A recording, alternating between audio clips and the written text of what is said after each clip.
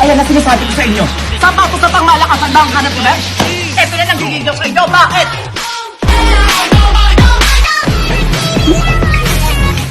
Oh, kaya na pang malakas ang bang hanap ko, Besh, ang gigigil sa inyo. Ito na yan, ha? O, paano naging kwalya to? Tumingin kayo ng gigigil talaga.